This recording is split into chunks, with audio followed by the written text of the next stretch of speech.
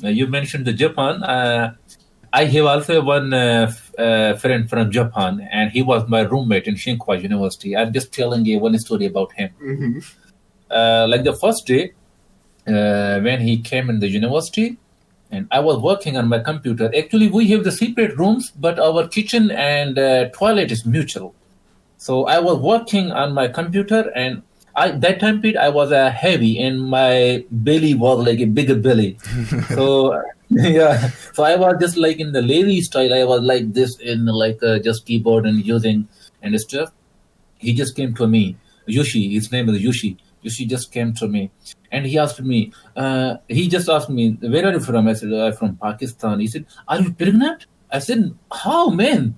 He said, "Why do you have a big belly?" What does it mean that if I have a big belly, I'm a pregnant? He said, "No, I just like seeing you with a big belly." So after that, he became my best friend. Yeah, it's a very Japanese style joke right there. Speaking of random questions, yeah, I ask one of the most random questions also to Tarek, the baby person. It's actually not as random, but that question led to this conversation. I ask, where are you from? So, yeah, it's also my wish. I want to know about you, like introduction, please, your dreams. Okay, yeah.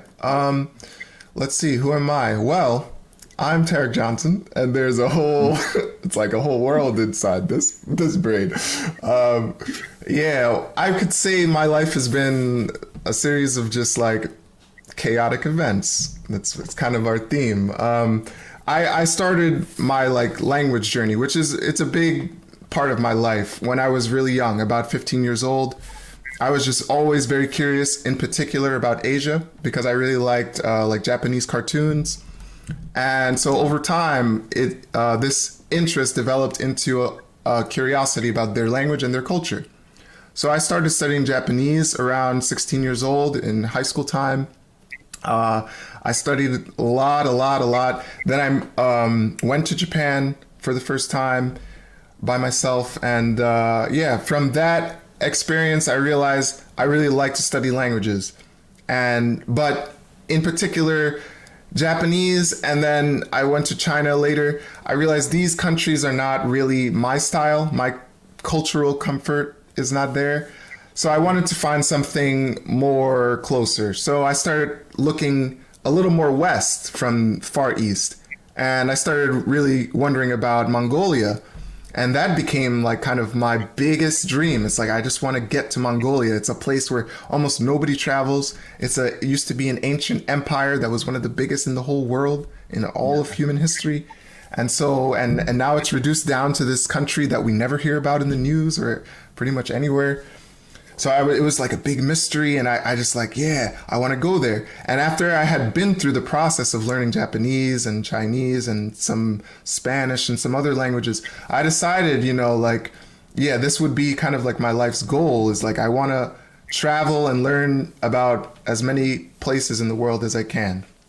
So yeah, from that, long story short, from there, I just started trying to figure out how can I support that lifestyle? How can I create that way of living for myself? And I looked inward. I reflected on myself. Like, what are the things I'm good at? And talking is something that I've always been kind of good at. People say I speak well in English.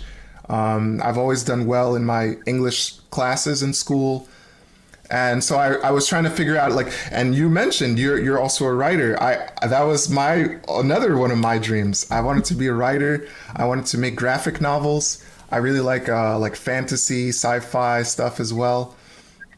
So I was like, okay, so I want to do something with writing, communication. What's the best thing that I could do that? It's like, especially for a young person, and also to turn it into a career. Like, writing a novel is really hard. And I was like, oh, but journalism, what about that?